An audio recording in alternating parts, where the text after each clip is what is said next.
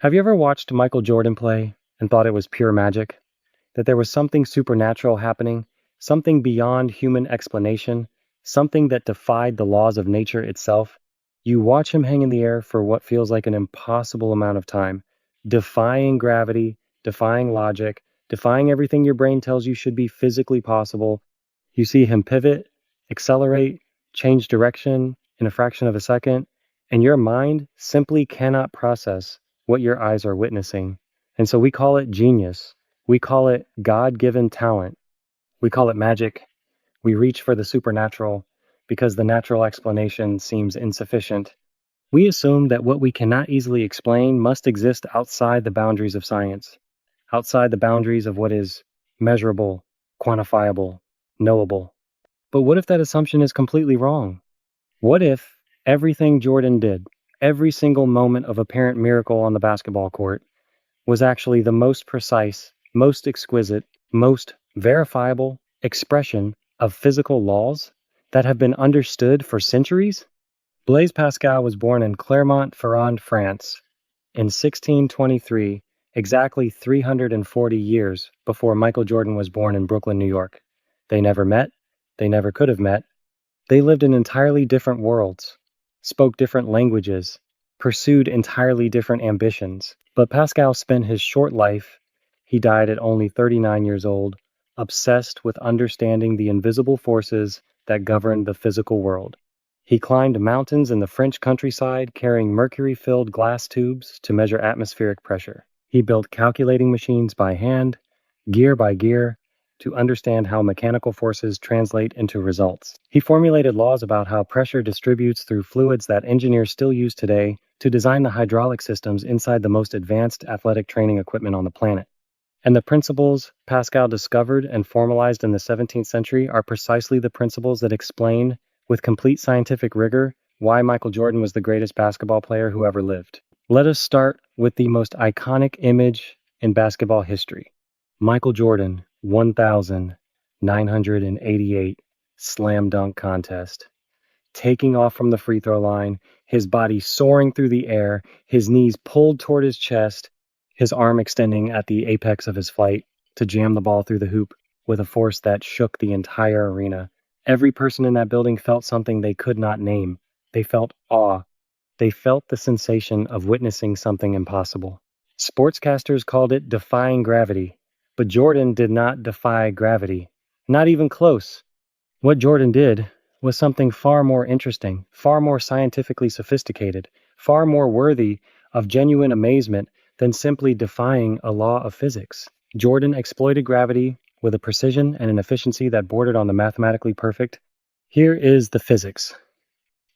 When any object becomes airborne, whether it is a cannonball fired from a cannon or a human body launched from a hardwood floor, it follows a trajectory that physicists call a parabolic arc. Gravity pulls down on that object at a constant acceleration of 8 meters per second squared from the instant it leaves the ground. That is an absolute inviolable law. Jordan could not change it, and he never tried to. What Jordan could do, and what he trained his body to do with extraordinary precision, is something called altering the visual center of mass during flight. Here is what that means in practical terms. When Jordan jumped, he pulled his knees up toward his chest in the early phase of his jump. This lowered his visual center of gravity relative to his body. Then, at the apex of his jump, when his actual center of mass was at its highest point, he extended his legs downward. His center of mass stayed at the same height, following its inevitable parabolic arc, but his visual silhouette changed dramatically, making it appear as though he was still rising when he was actually at the peak of his jump. The human eye perceives this extension as continued upward movement. That perception is an optical illusion generated by a biomechanically perfect maneuver. Jordan did not hang in the air. Jordan made you believe he was hanging in the air, which required infinitely more skill than actually hanging in the air. Pascal would have understood this instantly. In 1648, Pascal designed what became known as the Puy de Dôme experiment, in which his brother-in-law, Florent Perrier, carried a barometer up a 1,465-meter mountain in central France to prove that atmospheric pressure decreases with altitude. The experiment proved something that seems simple now but was revolutionary then. Invisible forces vary predictably according to measurable physical conditions. Pascal understood that the universe operates on precise, discoverable laws that apply uniformly, regardless of whether you can see them or not. The pressure changes that Pascal measured on that mountain are the same pressure changes that affect the air resistance Jordan's body moved through during his flights. The fluid dynamics equations Pascal developed to describe how pressure distributes through enclosed systems are the mathematical cousins of the aerodynamic equations that describe how air moves around a human body traveling at high velocity through it. Physics is not a collection of separate topics. It is one unified language describing one unified reality, and Pascal spent his life learning to read it. Now let us talk about force transmission, because this is where Pascal's most famous scientific contribution becomes directly relevant to Jordan's athleticism. Pascal's law, formalized in his 1653 treatise on the equilibrium of liquids, states that pressure applied to an enclosed fluid transmits equally in all directions throughout the fluid. This principle is why hydraulic systems work. You push down on a small piston, and that force is transmitted through a fluid to move a much larger piston with proportionally greater force. Engineers use this principle to design everything from car brakes to airplane landing gear to the shock-absorbing systems and high-performance athletic footwear. But here is the application to Jordan that most people never consider. The human body is largely fluid. Approximately 60% of the human body is water. The muscles, the fascia, the joint capsules, the intervertebral discs, all of these structures behave according to fluid dynamics principles that Pascal would recognize immediately. When Jordan's foot struck the hardwood at the end of a drive, the force of impact traveled through his body according to principles directly related to Pascal's laws. His extraordinary proprioceptive ability, his almost supernatural sense of where his body was in space and how forces were moving through it, allowed him to optimize that force transmission in ways that extracted maximum athletic output while minimizing injury risk. Jordan played 8-2 game seasons at an intensity that would have destroyed most athletes within months. The reason he could sustain that intensity is partly genetic and partly disciplinary, but it is also fundamentally biomechanical. He was extraordinarily efficient at transmitting force through his body without losing energy to unnecessary movement or absorbing impact in ways that damaged tissue. Before we go deeper into the science, I want to pause here and ask you something directly. Do you ever watch someone perform at an extraordinary level, whether in sports, in art, in business, in anything, and tell yourself that what they have is simply beyond you? That the gap between your current capability and their peak performance is not a matter of understanding and application, but a matter of some innate quality you were either born with or you were not? If that story sounds familiar, drop a comment below right now. Type, I want to understand the physics of greatness, or just, I see the magic, not the mechanics. Because I want you to know something important before we continue. The feeling that greatness is magical and therefore inaccessible is not a neutral observation. It is a belief that actively prevents you from developing your own capabilities. Pascal spent his entire adult life dismantling magical thinking and replacing it with understanding, and he believed that understanding was not just intellectually satisfying, but morally urgent. Your comment matters here. Every person who writes below shows someone else who is struggling with the same belief that they are not capable of the same transformation. You are part of something larger than this single video. Jordan's footwork is the next dimension of physics that most sports commentators completely miss. When Jordan moved on the basketball court, his feet were not simply transportation devices carrying him from one location to another. His feet were force generation and force absorption systems of extraordinary sophistication. The physics involved is classical mechanics, Newton's third law, which states that for every action there is an equal and opposite reaction, combined with the rotational mechanics that Pascal's contemporaries were beginning to formalize in the 17th century. When Jordan planted his foot to change direction, he was generating a ground reaction force. The angle at which he planted, the speed of his center of mass, the position of his arms relative to his torso, all of these variables determined how efficiently that ground reaction force was redirected into acceleration in his desired direction. Jordan's famous first step, the one that guards described as genuinely impossible to anticipate or match, was the product of a body that had been trained to generate maximum ground reaction force in minimum time from positions that were mechanically efficient. His low defensive stance, which he maintained with a consistency that exhausted opponents who mimicked it without understanding the underlying biomechanical purpose, kept his center of mass low and therefore allowed him to generate large angular momentum changes without losing balance. In plain terms, he could start, stop, and change direction faster than virtually any other player who ever lived because his body was configured to generate and redirect force with extraordinary efficiency. Pascal's work on hydraulics and pressure also illuminates something critical about Jordan's physical conditioning, his cardiovascular system. The heart is a hydraulic pump, blood is a fluid, the vessels through which blood travels are an enclosed hydraulic system, and the principles Pascal articulated about pressure distribution in fluids apply directly to understanding how an elite cardiovascular system functions under extreme athletic stress. Jordan's resting heart rate was reportedly in the low 40s, which is characteristic of an athlete whose heart has been conditioned to pump blood with extraordinary efficiency. A heart beating 42 times per minute at rest is generating the same cardiac output as an unconditioned heart beating 70 times per minute, which means it is doing the same work with roughly 40% fewer mechanical cycles. Over the course of a career, over the course of a single game, where Jordan might push his heart rate to 180 beats per minute for extended periods, this efficiency differential is enormous. Pascal would not have been surprised by this. His entire scientific project was about demonstrating that systems, whether they are atmospheric systems or hydraulic systems or biological systems, follow predictable laws, and that understanding those laws allows you to optimize the performance of any system to degrees that seem impossible to people who do not understand the underlying physics. There is a dimension of Jordan's physicality that takes us into even more sophisticated territory, and it connects directly to Pascal's work on probability and decision theory. In 1654, Pascal and Pierre de Fermat exchanged a series of letters that founded the mathematical theory of probability. Pascal was trying to solve what was called the problem of points. How should a prize be divided if a game of chance is interrupted before completion? To solve this, Pascal had to develop a rigorous framework for thinking about uncertain outcomes, about the mathematical structure of decisions made under conditions where the future is not known. Jordan's decision-making in game situations operated according to principles that a probabilist would recognize immediately when Jordan caught the ball on the perimeter with 10 seconds left on the shot clock and his defender playing him tight. He was not consciously calculating probabilities, but his body and his trained basketball intelligence were doing exactly that. He had played enough basketball to have internalized at a muscular and neurological level the probability distributions of outcomes associated with different offensive choices from that position.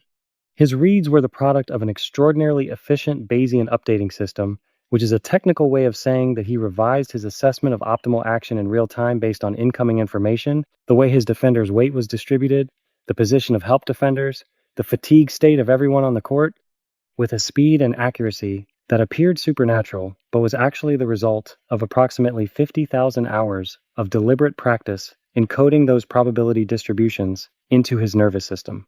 If you have been watching this channel and you recognize that what we are building here is something genuinely different from what you find in most places, I want to invite you to make it official. Click subscribe if you have not already, not because subscriber counts matter as a vanity metric, but because subscribing means you have made a decision to keep showing up for this kind of deep, rigorous, honest exploration of how the world actually works.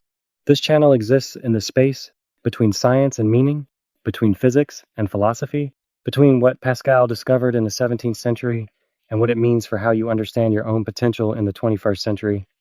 The people in this community are people who refuse to accept that greatness is magic. They are people who want to understand the mechanics so they can apply the principles. If that is who you are, or who you want to become, click subscribe. You belong here. The final dimension of the Pascal-Jordan connection is perhaps the most profound, and it has to do with pain. Pascal spent most of his adult life in significant physical pain.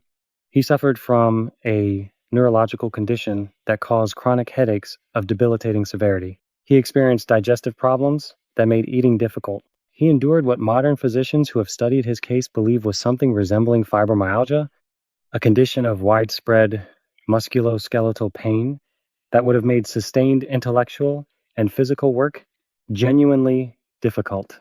And yet Pascal produced, in his 39 years, a body of work that changed mathematics, physics, philosophy, and theology. He did not do this by ignoring his pain or pretending it did not exist. He did it by understanding that pain is a physical signal generated by the nervous system in response to physical conditions, and that the meaning of that signal is not determined by the signal itself, but by the relationship you choose to have with it. Jordan was famously willing to play through pain. The flu game in 1997, where he scored 38 points while visibly ill, is the most famous example. But Jordan played through sprains, through bruises, through the cumulative wear of a body pushed to its absolute physical limits for 15 professional seasons. He did not do this because he was reckless with his body. He did it because he understood, at some level that transcended conscious articulation, that the signal of pain is not the boundary of capacity. It is information about current physical state, and information can be evaluated, contextualized, and acted upon intelligently. Pascal wrote in his Pensies, his collection of philosophical fragments that were found after his death and published posthumously, that man is but a reed, the most feeble thing in nature, but he is a thinking reed. The entire universe need not arm itself to crush him. A vapor, a drop of water suffices to kill him. But if the universe were to crush him, man would still be more noble than that which killed him, because he knows that he dies, and the advantage which the universe has over him. The universe knows nothing of this. Pascal was articulating something that goes to the heart of both his own life and Jordan's career. The human being is physically fragile. We are biological systems subject to all the forces of physics, to gravity, to pressure, to impact, to oxidative stress, to entropy. We cannot escape these forces, but we can understand them. And understanding them, really understanding them at the deepest level Pascal spent his life pursuing, transforms our relationship to them from one of helplessness to one of intelligent engagement. Jordan could not escape gravity. He used it. Jordan could not avoid fatigue. He trained his cardiovascular hydraulics to manage it with unprecedented efficiency. Jordan could not eliminate the pain of competition. He developed a relationship with pain that allowed him to extract information from it rather than being stopped by it. What does this mean for you, sitting where you are right now, living the life you are living? It means that the same universe that gave Michael Jordan his stage also gave you yours. The same physical laws that govern Jordan's flights through Chicago Stadium air govern every movement your body makes. The same pressure principles that Pascal formalized in 17th century France operate in every system your body contains. The same probabilistic intelligence that Jordan developed through decades of deliberate practice is available to any nervous system willing to invest the repetition necessary to encode it. None of this makes you Michael Jordan.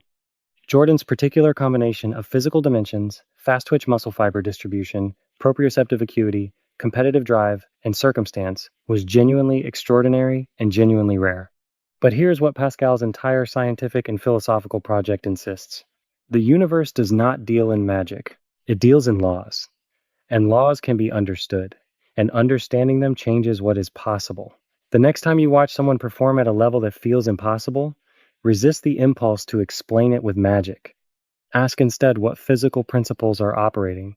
Ask what laws of force, pressure, fluid dynamics, and probability are expressing themselves through that performance. Because that question, the question Pascal spent his life pursuing, is not just intellectually interesting. It is the question that opens the door to your own version of flight. Pascal never saw a basketball game.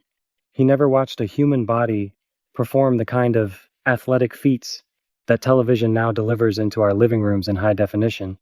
But he understood the laws that make those feats possible with a clarity and rigor that most people who watch those feats will never approach. He understood that the universe is not arbitrary. It is not random. It is not magical. It is lawful, and its laws are knowable, and knowing them is one of the most important things a human being can do with the time they have. Jordan played basketball for 15 professional seasons. Pascal worked for fewer than 20 productive adult years before his body failed him. Neither of them wasted the time they had. Both of them left behind something that still teaches us, centuries and decades later, how physical reality operates and what human beings are capable of when they commit to understanding it at the deepest level available to them. The question is not whether you have what Jordan had. The question is whether you are willing to pursue understanding with the relentlessness that Pascal pursued it, because that pursuit, not magic, not talent, not luck, that pursuit is the actual mechanism by which extraordinary things become possible.